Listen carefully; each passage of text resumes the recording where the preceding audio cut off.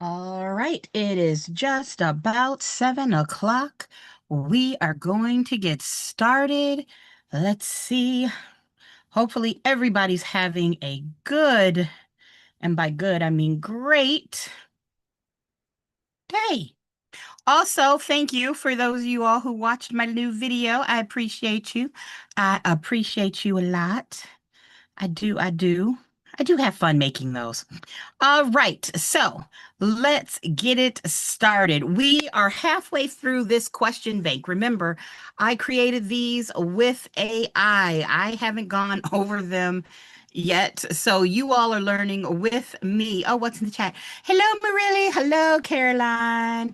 Hello, I'm glad you're with me, and I know I've got people that are on YouTube as well, so hello. I know you all can see my screen, so let's get right into it. Question number 101. Depreciation for a I did fix your name really, but you have to change it on your end to make it permanent. So if you click on your name, like right click on it, it should say change name, and then that should make it a permanent change. All right. Depreciation for appraisal purposes includes all of the following types except. So, depreciation, a keyword, for appraisal purposes includes all of the following types except. Remember, when we're talking about real estate and we talk about depreciation, we're talking about generally the value of the real estate. However, a lot of people who are in investments, people who are in investment, sometimes they have investment properties and those depreciate as well. And there are different terms for that. So we're talking about appraisal depreciation. Our options are A, tax depreciation, B, functional obsolescence, C, external obsolescence, and D, physical deterioration. So if you know the answer, go ahead, put it in the chat. Even if you are, especially if you're via YouTube here, it's important to make sure that you know what all these words mean. Now, I'm hoping that you know we can eliminate based off of what I just said. It's going to be appraisal purposes. I'm hoping that you realize that, okay, for physical deterioration, that is something we do take value off of when they're looking at the value of a property. Because remember, we're looking for the accept. We are looking for except three of these things you would use for depreciation. So, yes, physical deterioration, that would affect the value.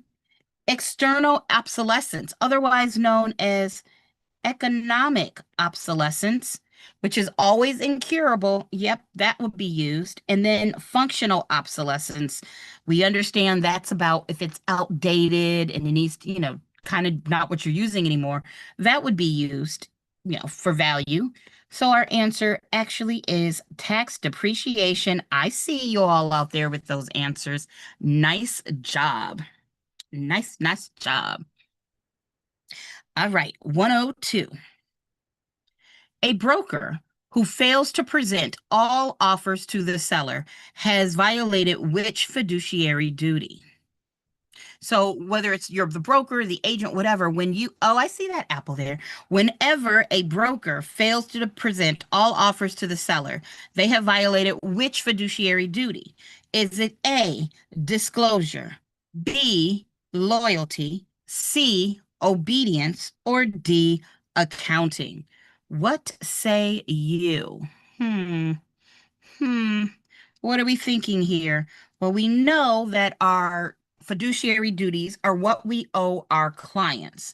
So if we do old car, that's obedience, loyalty, disclosure, care, I can spell old car, accountability, accounting, and reasonable skill, right? We owe all those things. Oh, confidentiality. I say care, but it's confidentiality. I can pull myself together here.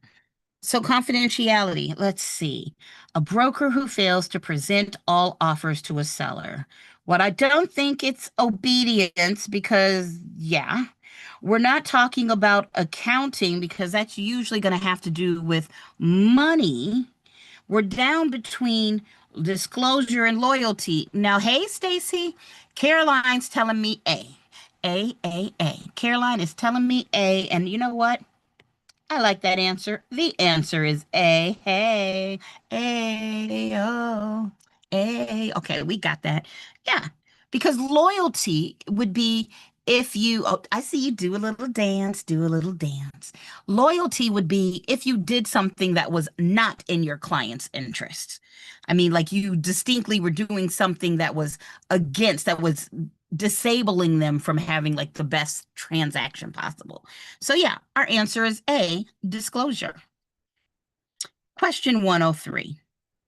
Which type of deed makes no warranties, but does imply that the grantor has the right to convey the property? Which type of deed makes no warranties, but does imply that the grantor has the right to convey the property? Is it A, a quitclaim deed, B, a special warranty deed, C, a bargain and sale deed, or D, a general warranty deed? Go ahead. All right. Even if you're in the YouTube channel, feel free to put your answers out there so we can see. That would be awesome. All right. Marilla, you're saying 103 is A. Caroline, you're telling me 103 is A. All right. Now I have some bad news for you. A is not the answer. Ruh-roh, Rudolph. It is not quitclaim deed. So why? A quitclaim deed has no warranties, including you're not even saying you have the right to convey the property. Well, let's give an example of that. What would you use if there was a mechanic's lien on the property, and then that vendor needed to say, hey, this person paid me, I no longer have an interest here, right? They're not really conveying the property. They're just removing an interest. So a quitclaim deed doesn't even say that I have the right to sell or convey this property. It just says any interest I might have, it's gone. Now, Miss Stacy, you said B, and B is a good guess, but B does make some warranties. Specifically, B says, look, I promise you that I'm giving you good title, and I'm promising that I can convey it and I can give it to you. However, I'm only promising that the title wasn't messed up while I owned it. So this is giving it a limited time of protection.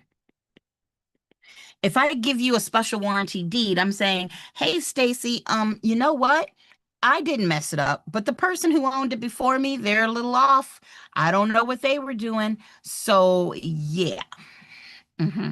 So it's not B. Now we're going right down the list. Caroline, you says it's C, and you know what? I like that. C is our answer. Why? Because we know the general warranty deed is the strongest deed. It's giving you all of those warranties. Look, I don't care who messed it up, how far in the past it was, I will make it right. The bargain and sale deed just says, look, I am giving it to you, and I can give it to you. I mean, I have the right to give it to you, but I don't know what kind of condition it's in. I'm just basically saying I have the right to, I have it now and I'm giving it to you. So it's limited, and I shouldn't use the word limited again, but it's basically going to say just, you can have it. You're not getting anything else. So this was a really good question. Now remember, not all states use a bargain and sale deed, but it is one of those things when you all are taking national-based questions, you should know what that is, a bargain and sale deed. So good job, guys. I like that we're learning. And remember, if you have questions, especially those students of mine where you're getting ready to test in the next couple of weeks, next week, ask those questions. Make sure you understand. Make sure you're not afraid to say, hey, Candace, can you explain that? All right, question 104. The principle that states the present value of future benefits determines current value is. the principle of value, basically, that states the present value of future benefits determines current value is it A, anticipation, B, conformity, C, substitution, or D, contribution? What say you? Anticipation, conformity, substitution, contribution. It reminds me of that In Excess song. Olivier, like, I think y'all know what song I'm talking about. First of all, some of y'all aren't even old enough to remember In Excess, and that's okay. But yeah. All right, we got A's for 104, A for 104, as Stacy saying A, anticipation. And once again, you all are right on the money. Anticipation is saying you have value now because you'll be able to use it in the future. There's some value in the future. That's why it has value now. If I had an old lottery ticket that was definitely not a winner, it's not going to have any value because if you already know it's not a winner, there's nothing that you're going to use it for and later on. Like it's worth nothing. It doesn't have any value now because it won't have any value later. All right. Okay. Now, hopefully, everybody does understand conformity, substitution, and contribution. They weren't the right answer to this question, but they could be the right answer to another question. And if you don't know what those mean, you got to make sure you tell me so I can explain it. Question 105.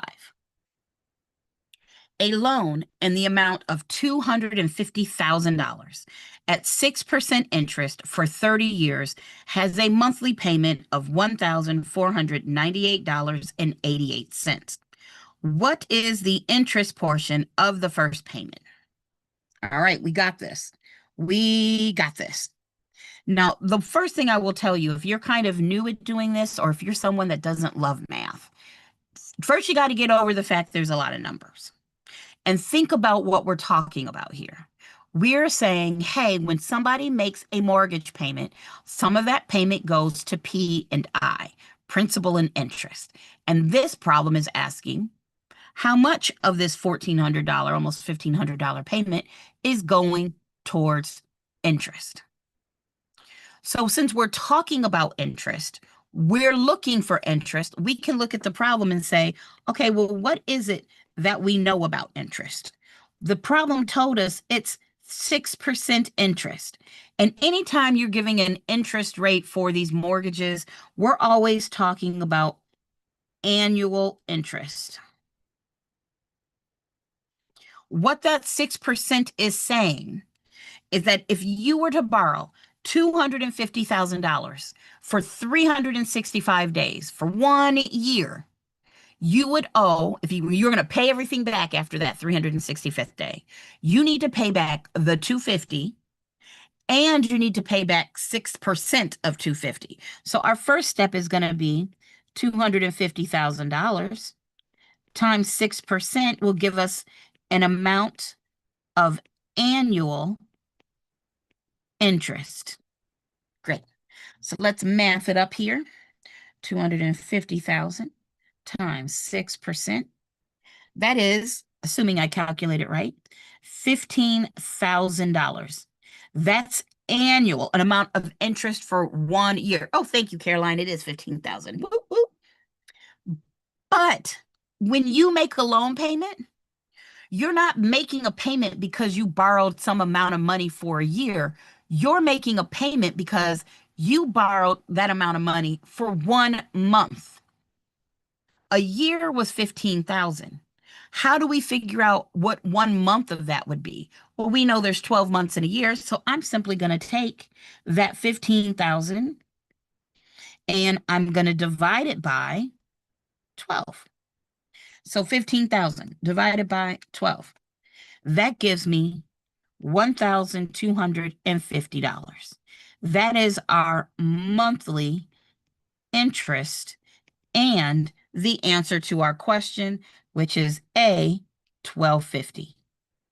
So just to put this into perspective, this buyer, this borrower is paying $14.9888 a month. That is P, principal and interest. But we just found out that the interest amount for that month is $12.50. That means the remainder between $14.9888 and $12.50 is the interest. I mean, is the principal. Sorry. So if I do $14.9888 subtract $12.50, what I'm left with is $248.88. Right? That's what I'm left. Was that right? Did I do that right? Let's make sure. 1498.88 subtract 1250. Yeah, 248.88. Just making sure. Which means this is what you reduced your principal. After your first payment, you would now owe $250,000 less the 258.88. Is that making sense?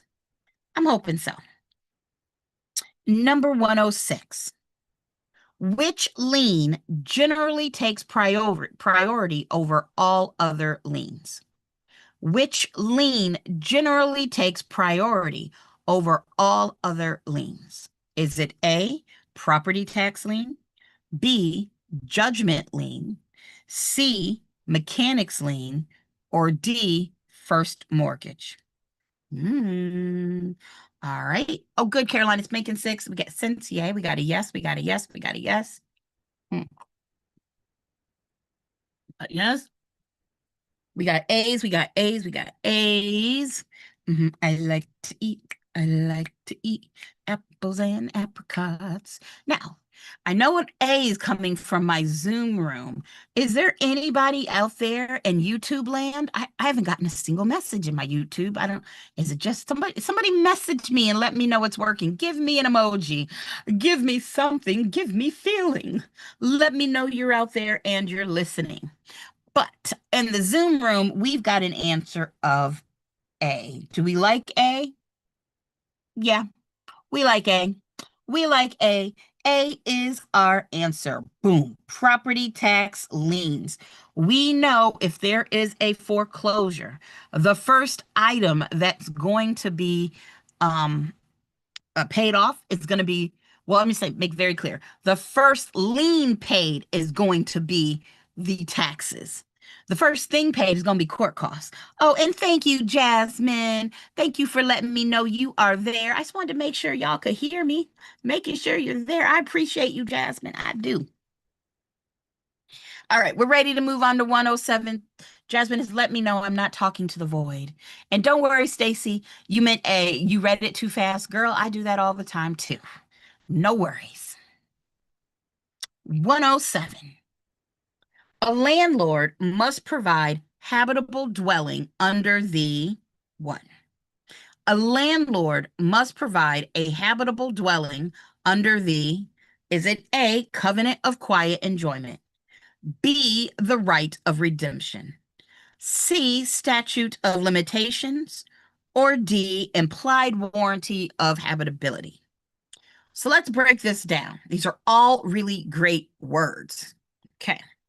Let me remove the first one, which is going to be, let's get of B. Get rid of B. It's not B. The right of redemption talks about, hey, if a seller or an owner is in foreclosure, then they have the right to stop. They can, stop, right, to stop that foreclosure process by, getting caught up in the loan payments. Great word. Not what we need this time. Now, if I could eliminate anything else, it's going to be C, statute of limitations. This is telling us, how long, how many years can somebody get in trouble for breaking the law? So how many years I don't even know how to put that in shorthand. How many years you can be charged? We'll put it that way. So if you watch all these TV shows with, attorneys and whatnot, like I do, we know there is no statute of limitations on murder. If you confess on your deathbed and then you make a sudden turnaround, you're going to jail. They can get you whenever they want. Hey, Anita, they can get you whenever they want for murder. Other things, then sometimes. Now, I do have in my Zoom room some people saying my answer is either A, the covenant of quiet enjoyment, and I've got this other answer here, D, the implied warranty of habitability.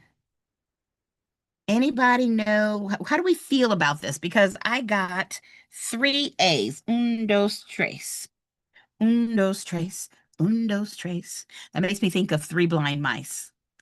Okay, I don't, y'all knew I was crazy before you started this. You knew my brain was not right. I don't know how I got un, dos, tres to Three Blind Mice, but somehow I did. And because of that, I'm going to say that I probably need to be quiet and that quiet enjoyment is not our answer. What? It's not? No, sir, no, ma'am. The idea of quiet enjoyment is the idea that the landlord has to give you privacy.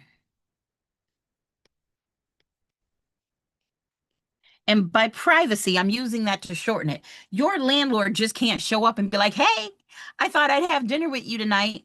Hey, I thought I'd spend the night. Hey, I thought I'd make breakfast for you in the morning. I'm gonna need you to go away.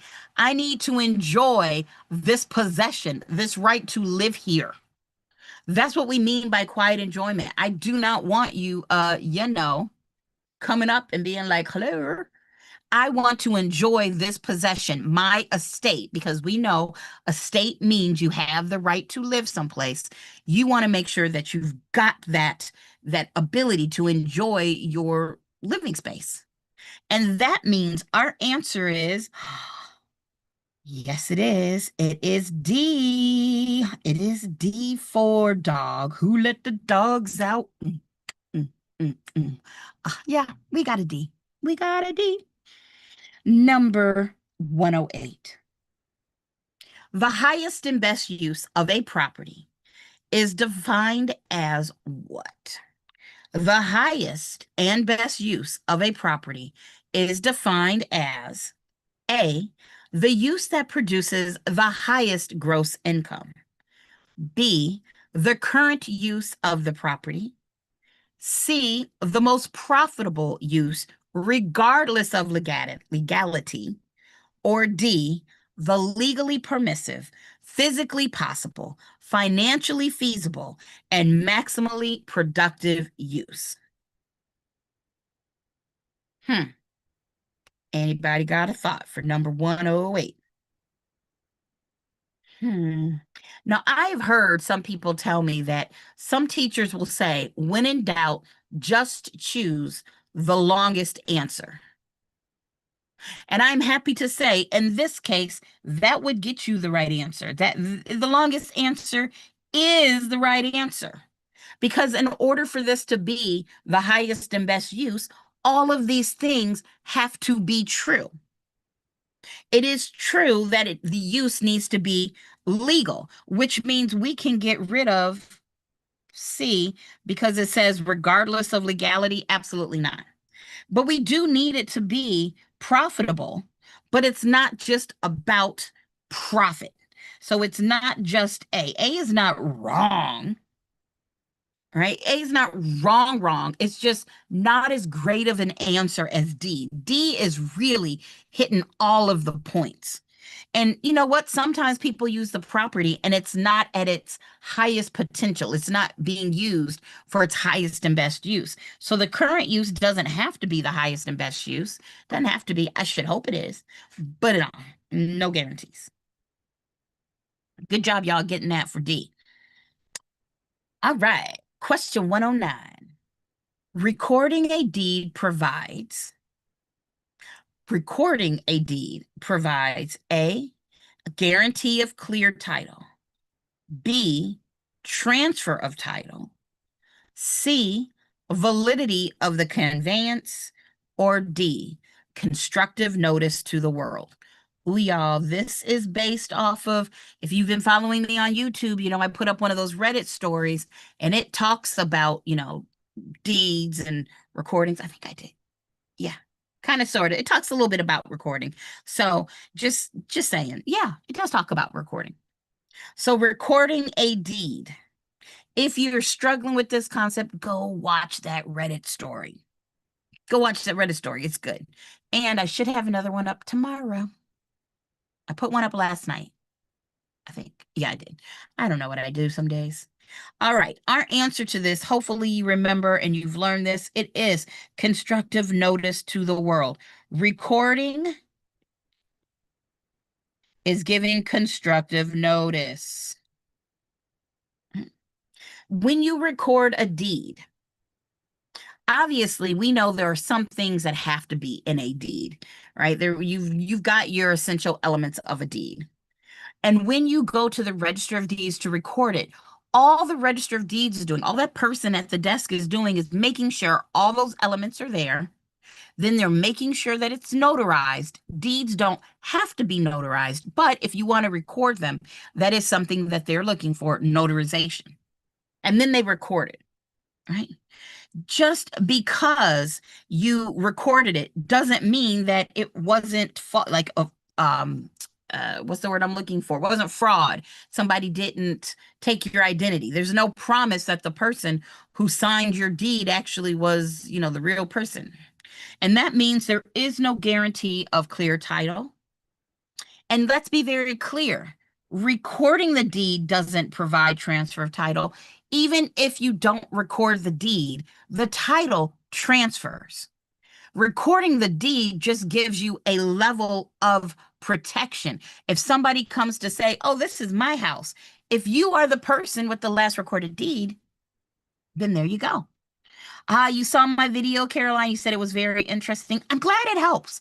I really am hoping to take some of these concepts that we learn in this class and make them, are they ridiculous stories? Yeah, they're Reddit stories. But I'm hoping you can see how they could get, applied. Because guys, sometimes those crazy Reddit stories are your life. The things that uh you're like, oh my gosh, that's never going to happen. Please, don't say never. I have had some crazy real estate transactions. So we do use this. We do use this information. I'm hoping to make it more fun, and I'm hoping you see how it gets applied. All right, nice job, ladies. Or if there's a guy out there. Hello, Harrison. Harrison gave me an answer D. Yay, we got some guys here. Love it.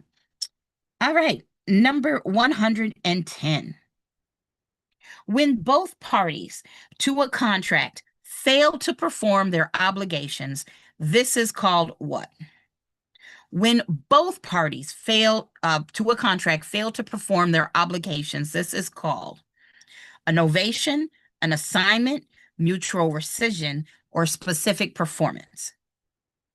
Now, knowing what I know, having done this for 20 years, and by 20 years, I've been licensed for more than 20. I've been teaching for almost 20, right? Knowing what I know, I would say this one is probably going to be one where your best answer choice is going to be, let me eliminate what I do know.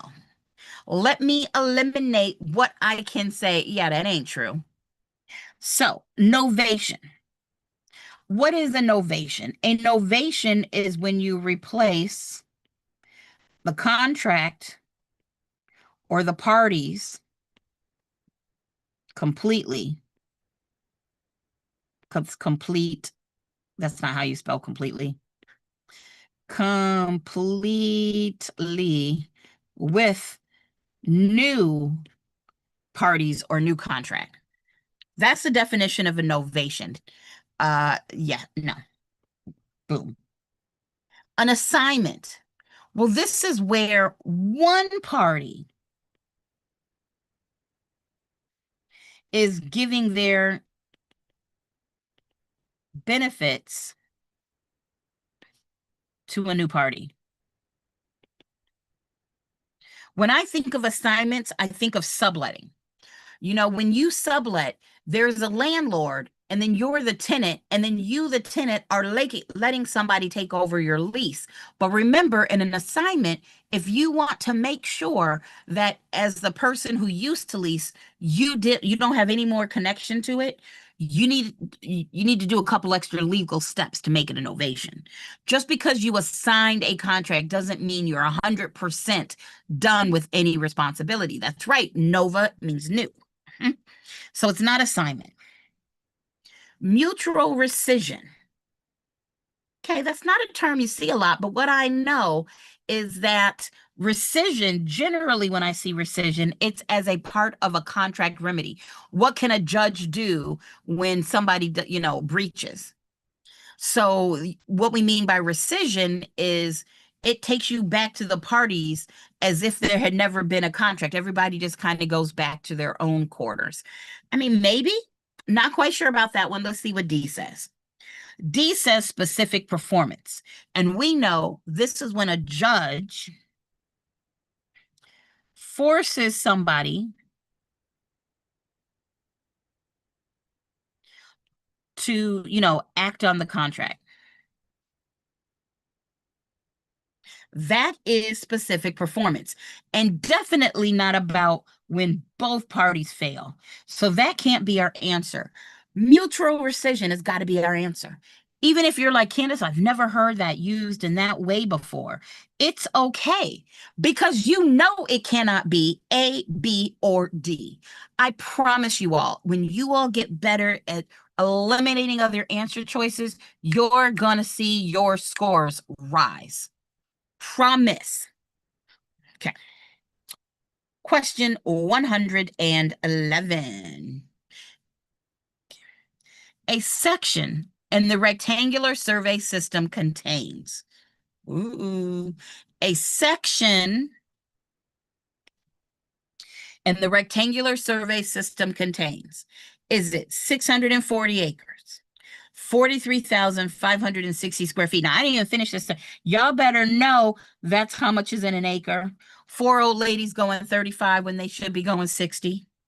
Or 7-11, 4 and 3 is 7, 5 and 6 is 11. Or my personal favorite, 3, 4, 5, 6. Switch to 3 and a 4 and add a 0. Y'all better have crossed that one, or you should have looked at that and be like, nope, it's not B. Is our answer C, 160 acres, or D, 36 square miles? Ooh. How do we feel? Common sense applied. I see you, Harrison. I like it. You said it's A. All right, we got an A. All right, 640 acres. So I want you all to remember, you're going to have do I have this? Oh, let me show you. I could draw it out, but we already know that my drawing is, shall we say, suspect, to say the least. So let's look at the government rectangular survey system. Sorry, guys. Doop-a-doop. It's in here somewhere. Let me find it. I know. I hate to make you dizzy. It's here. What am I looking at? Here. So we know that when it comes to the government rectangular survey system, let me do this in black. You've got a baseline that runs east to west, and you've got a principal meridian that runs north to south. Then every 6 miles running north and south, you have ranges. And every 6 miles running east to west, you have tiers. And those make these blocks, and that block is a 6 mile by 6 mile block of land called a township. 6 miles by 6 miles, right? And because that township is huge, we put that township into sections. And we know that it's backwards. You thought 1, 2, 3, 4, 5, 6, and then you go down, and then it's 7, 8, 9, 10, 11, 12, and then you go down. And okay, you get the point, right? And then you go down. Oh, that makes me think of the Aerosmith song. I know there's an Aerosmith song that talks about going down, but for some reason, I cannot think of the words or the melody. I can see Steven Tyler in the elevator. Oh, well, ADHD, it'll get you every time. So each of those sections that we split it into, there's usually going to be 36 sections that are 1 mile by 1 mile. And in case you've forgotten, a mile is 5,280 feet. 5280 or 5 tomatoes. Right? 5280. So it's 1 mile by 1 mile, which is 640 acres. Then we go through and we take this and we say, hey, let's quarter it. So then a quarter of a section is 160, a quarter of a quarter is 40, a quarter of a quarter of a quarter is 10, and so on and so forth, which means Harrison is in the lead right now. Harrison is in the lead. Go, Harrison. Go, go, go, Harrison. He is correct. Our answer is A, 640 acres. Woo! Nice job, Harrison. Nice job. All right. Question 112. Ladies, we're going to let him stand us up. What? Yeah, the guys can win sometimes, I suppose. But what is the name of that Aerosmith song? Somebody help a sister out. What is the name of that Aerosmith song? Just even knowing the name of it might spark that lyrics in my head. I don't know. Question 112. Which of the following best describes actual notice? Oh, we talked about constructive notice before. What's actual notice? Is it A, direct knowledge of a fact? B, information recorded in public records? C, information that should have been discovered? Or D, notice published in a newspaper? Do do do do do do do do do do do do. Now I'm hoping do do do do do. You know it's not B because we just said that was constructive notice. Hopefully you eliminated B. And you know what? If all you do is eliminate B, you would have a 33 1/3 chance of getting this right. Now, Harrison is telling me that number 112 is A, a direct knowledge of a fact. Caroline is going, are you going with A2, Caroline, or was that the last answer? I can't tell.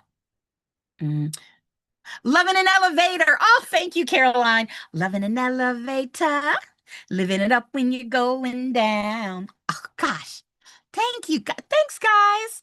I was like, I'm so ashamed of myself. I can't remember Aerosmith song. Loving an Elevator. It's a great song. Aerosmith's a great band. All right, back to it. So we got some A's. We got some A's here. We like it. And yes, that is our answer. Good job, everybody. You all knew that it was a fact that, Loving an Elevator was the song I was thinking about by Aerosmith. And you know that notice in a published newspaper, that's going to be constructive notice. Actual notice means you have direct knowledge. Publishing it in a newspaper is the equivalent. Before the internet, putting it in the newspaper was like how you told everybody without telling everybody, hey, now. Right. And then information that should have been discovered. I mean, that just means you need to do your due diligence in finding material facts. So that's not our answer either. Love that for us. We love it. All right. Number 113. An offer may be revoked. This is what my new video, my Reddit video is about. Being able to revoke an offer. Okay. An offer may be revoked. A, any time before acceptance is communicated. B, only if earnest money has not been deposited. C, only after acceptance. Or D, only by written notice. All right, 113, we got an A. We got an A. Got 2 A's over here in my Zoom room. Harrison, are you trying to get 3 in a right? 3 in a row, right? Ooh, Stacy said A. Let's see if Harrison's saying the same thing. I mean, so far he's done pretty good. All right, let's see. Oh, I see the apple. I like to eat. I like to eat apples and apricots. Talk about Ayo, Ayo. video. Okay, yes, our answer is A, anytime before acceptance is communicated. We know to get under contract, there has to be acceptance, all the parties need to sign, and notification of that acceptance. It needs to be communicated from the last person who signed to the other side. Hey, I've signed. We're under contract now. That needs to happen. Absolutely positively needs to happen. Good job, y'all. All right. 114.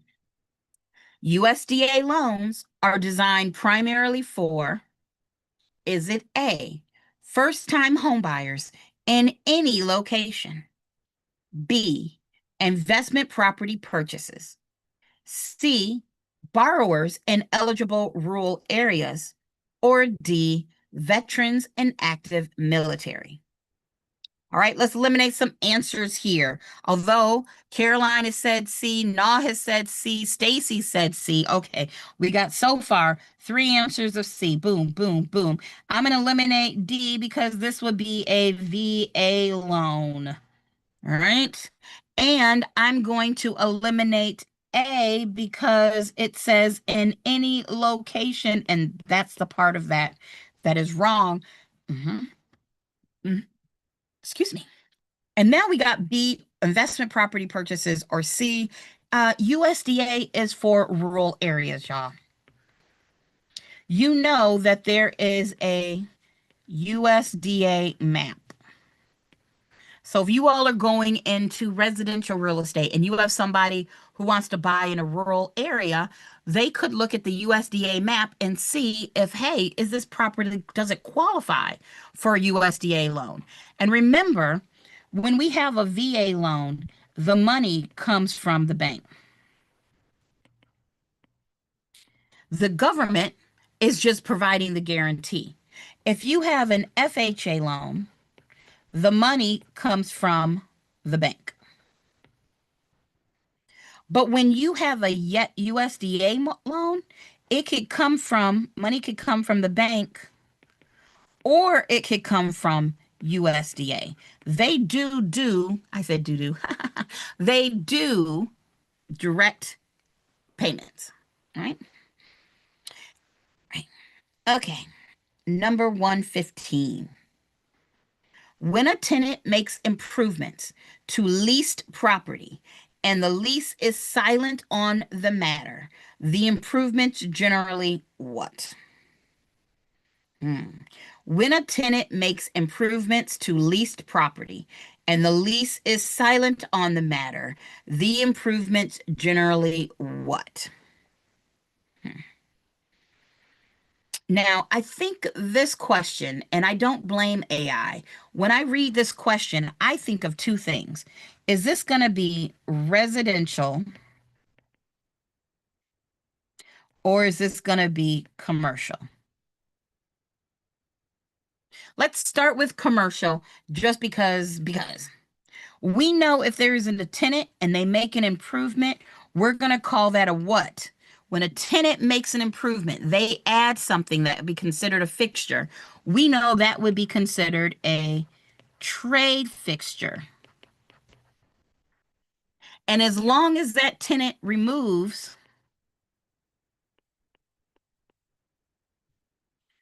before the lease ends, we're good. But if the tenant leaves,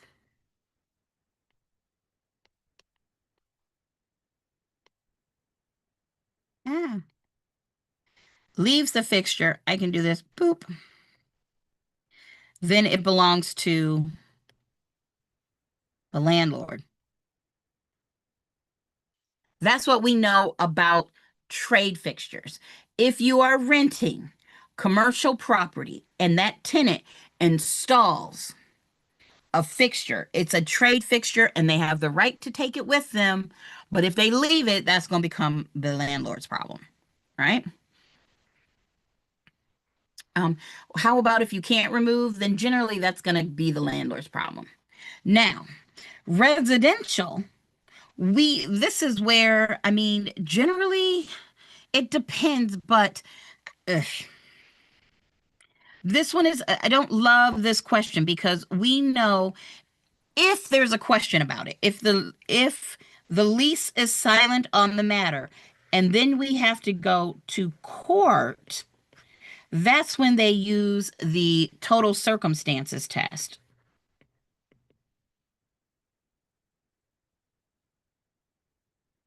A judge uses otherwise known as IRMA. Otherwise known as IRMA. However, if you don't go to court and you just install something, it becomes a fixture. I'm gonna go, it's not C. It doesn't have to be removed by the tenant in either case. I don't know how you're gonna split equally between the parties. And do. I'm gonna guess not B. I'm gonna go with D. Becomes the property of the landlord because it didn't say that we're going to court and we didn't apply IRMA. So that means in either situation, if you made it a fixture, it's a fixture. It's gonna stay. I'm gonna go with D. Ooh, it looks like Griff the man. Hello, Griff is saying D. All right, all right. You're saying D, Caroline. Okay. I'm going with D. I'm not quite sure what this answer choice is, but let me look. Hey, the answer's D. The answer's D. Hey, the answer's D. Do a little dance, do a little dance, do a little dance, do a little dance. Hey, hey, hey, hey. Now, this was probably me overthinking, but I promise you all, when you get to your license, your state licensing exams, questions like this will be much more clear. They're not going to give you, they might feel like it to you, but they're not going to give you questions that are so open-ended. You could be like, well, I mean, and in general, if you have to, well, go with the answer where you don't have to go jump through some hoops to get to the right answer. Right. So that's how I would do that if you do get questions like that. But you'll get better at this as you do it. All right, 116. The duty of accounting requires an agent to A, act in the client's best interest, B, maintain confidentiality of all information, C, follow lawful instructions. That means you all cannot tie up Jason Momoa, drug him, bring him to my house where I can marry him. That would not be lawful. Right. Or D, provide accurate financial records and handle funds properly. Oh, did y'all see that new Jason Momoa movie? And it also has the other guy on Prime. Cannot think of his name, but it's really good. Y'all should watch it. Mhm. I think you all can do this one. We know this would be loyalty, not our answer. We know B would be confidentiality.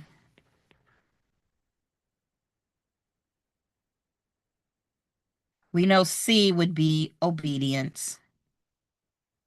One of my least favorite words, along with budget. And our answer, obviously is D.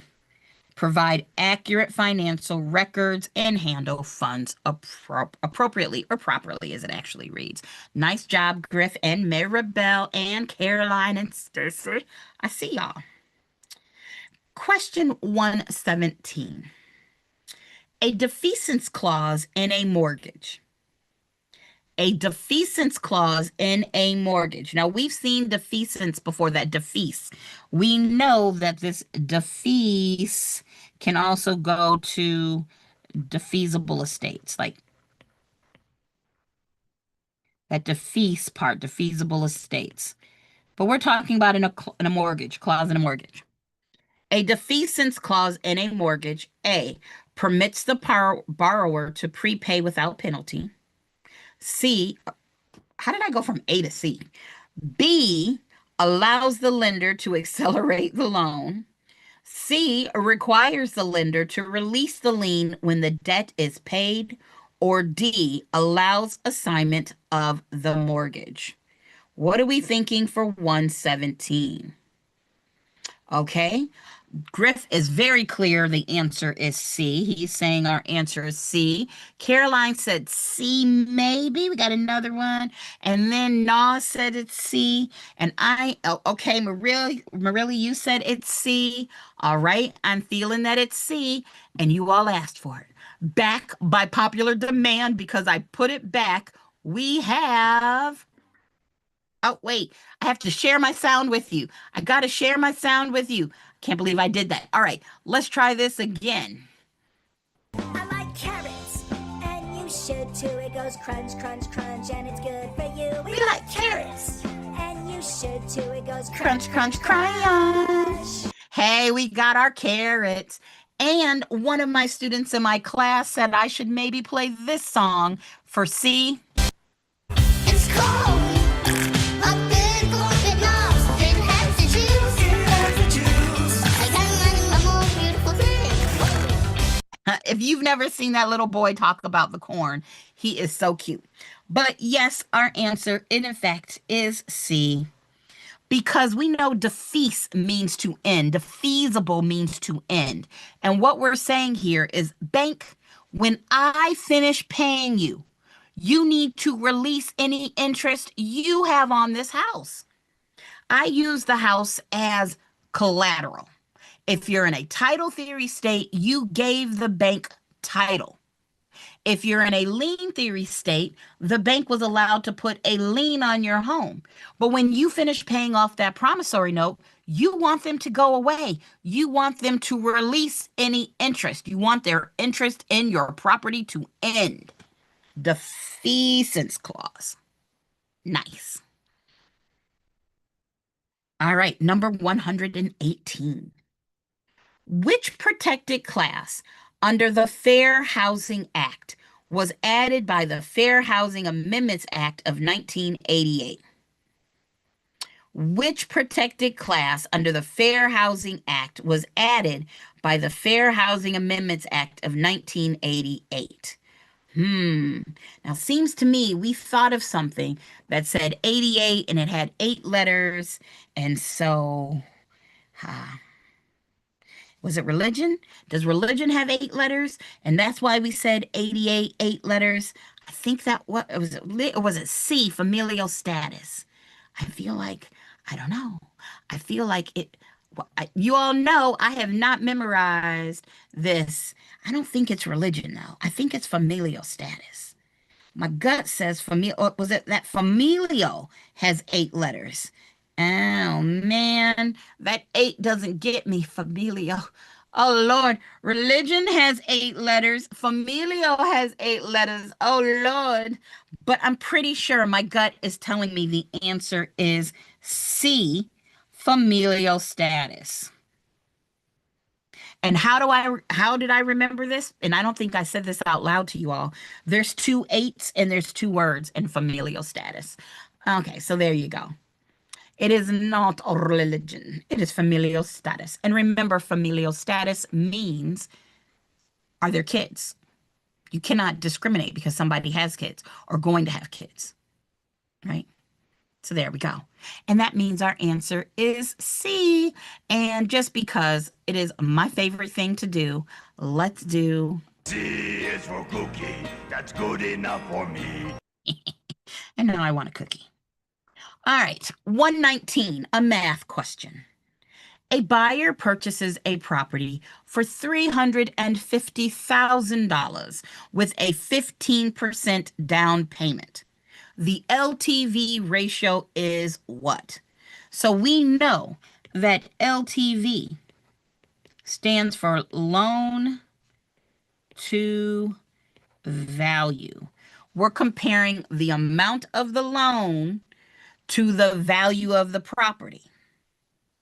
So if you're putting 15% down, we're going to subtract that from 100%. Because if you have cash and you don't need a loan, you're bringing 100% of that purchase price to the seller. But if you're putting 15% down, then that means the bank needs to give you 85% of the value. Right? That is good. So what we just did there is we just said, okay, 350,000. I mean, I didn't really do it that way. Let me be honest. I just said 100% minus 15% equals 85%. I mean, literally, I just did the math. I could say, oh, what's 15%? Find out what 15% of 350 is. Subtract that from the 350 and say what percentage that number from. I could go around in circles doing that, but the answer is C, 85%. Cookie. I see you there with the cookie. Oh, okay. All right. 120. Adverse possession requires all of the following except what? Let's not miss this word except. That means 3 will be true. They are required. And 1 is not required. Could my handwriting get any worse?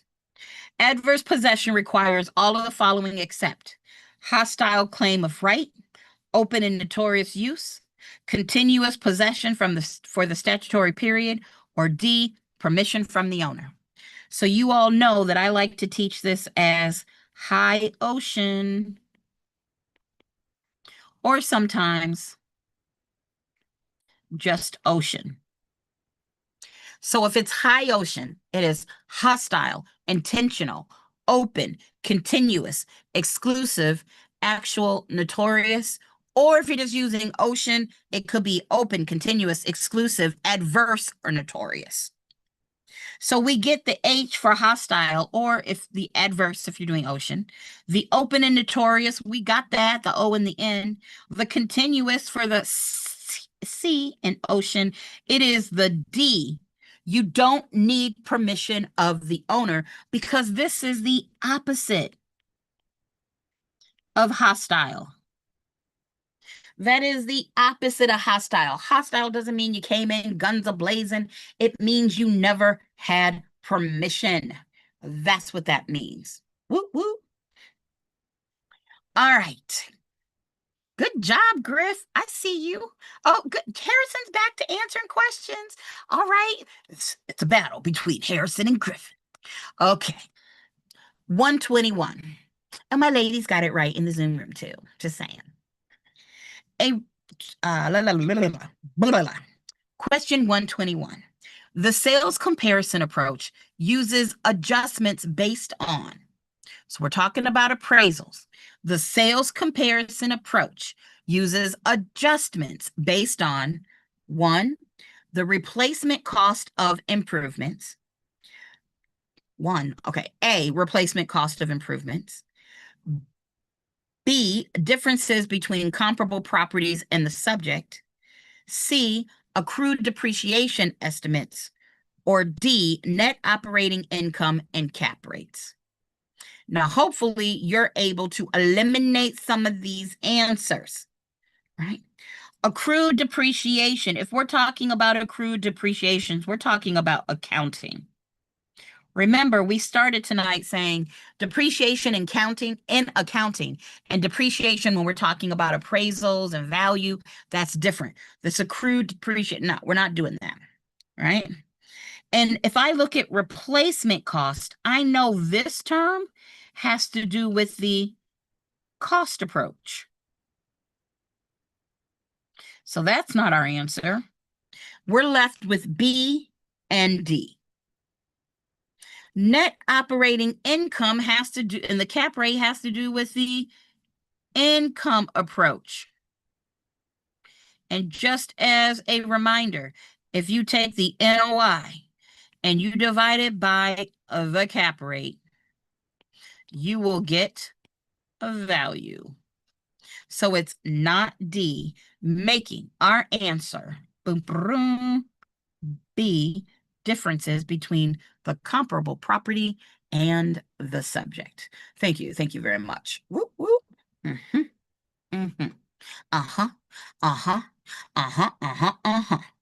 Right? The sales pair comparison approach. So we want to make sure we really, really understand that, right? If you have questions, remember, that's what I'm here for. Good job, Harrison. Getting it right. Maribel, getting it right. I see you. All right. What time is it? 7:58. Want to do one more? Let me do one more. A listing agent discovers that the fountain, did I say fountain? That the Foundation has serious cracks. The agent must. Is it A, disclose only if the seller authorizes? B, disclose this material fact to potential buyers? C, wait until a buyer asks about the foundation?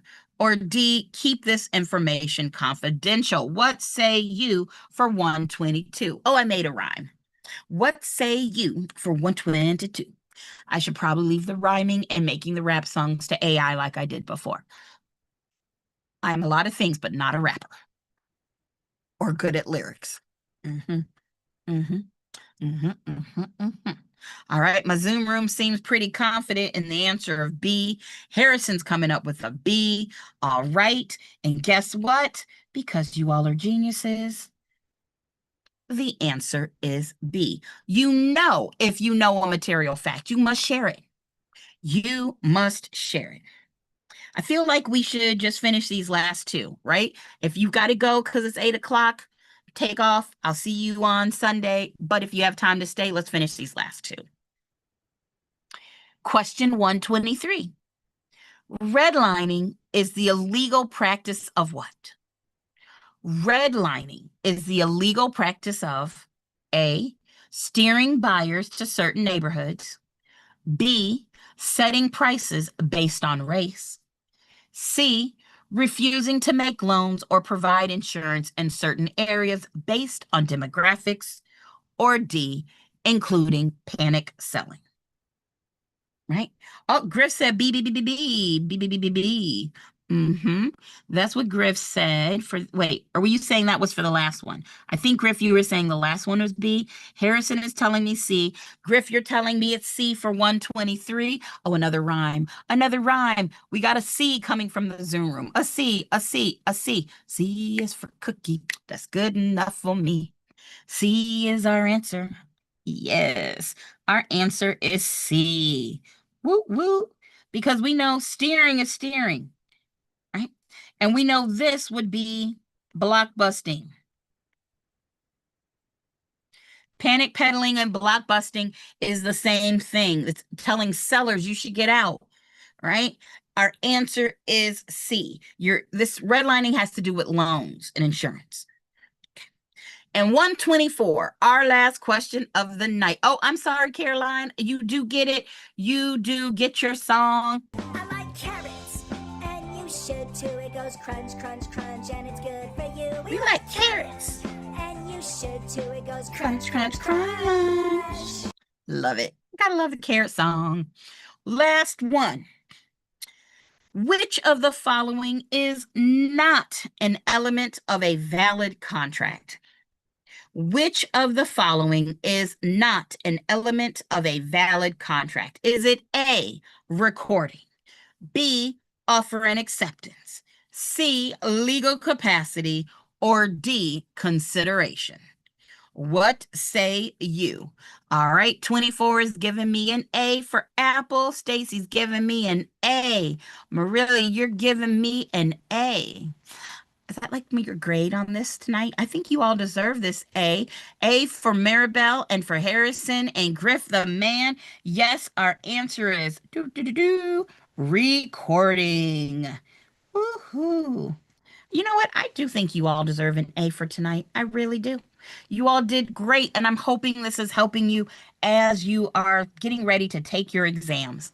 What I'll be curious, and you all will have to tell me, don't tell me the questions that are on your licensing exams, but when you go to take them, tell me how close did AI get to similar questions? Does this have the feel of what you get on the licensing exam? I can't take the exam, and I don't want you to tell me the questions. I just want to make sure these are helping. So guys, I will see you next time. If you're one of my students, I'll either see you tomorrow night or Saturday. If you're not one of my live students, then I will see you on Sunday. Have a wonderful time. Keep checking my YouTube channel because apparently I'm in my life section of making videos for YouTube. Who knew? So I'll see y'all next time. Bye, everybody. Be good or don't get